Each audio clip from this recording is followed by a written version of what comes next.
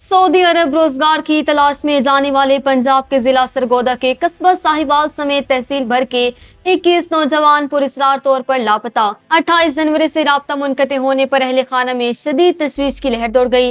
लवाहकीन ने वज़ीर आज़म और वज़ीर ख़ारजा से फौरी नोटिस लेने का मुतालबा कर दिया। सरगोदा से मौसूल होने वाली तफसीलात के मुताबिक कस्बा साहिवाल और मलहका इलाकों के 21 नौजवान, जिनमें एक ही कबीले के 13 अफराद भी शामिल हैं, रोजगार की गर्ज से वीजों पर सऊदी अरब गए थे और वहाँ टैक्सी ड्राइविंग के शोबे से वाबस्ता थे। लवाहकीन का कहना है कि गुज़िश्ता 28 जनवरी से उन तमाम नौजवानों का अपने अहले खाना से राब्ता मुकम्मल तौर पर मुनक़ते हो चुका है, जिसके बायस उनके घर वाले शदीद तशवीश और खौफ में मुब्तला हैं। लापता होने वालों में मुज्तबा बलोच, रजी खान और मोहम्मद खावर इकबाल समेत दीगर नौजवान शामिल हैं। परेशान हाल लवाहकीन ने वज़ीर आज़म पाकिस्तान और वज़ीर ख़ारजा से अपील की है कि वो इस संगीन मामले का फौरी नोटिस लें और सऊदी हुकाम से सिफारती सतह पर राब्ता करके नौजवानों की बाजियाबी में अपना किरदार अदा करें। अहले खाना का मजीद कहना है कि अगर इन नौजवानों से कोई जुर्म सरजद हुआ है तो उसके बारे में सबूत फराहम किए जाएं और अगर वो बेगुनाह हैं तो उन्हें फौरी तौर पर बाहिफाजत बाजियाब करा के उनके घर वालों से मिलवाने के इकदाम किए जाएं।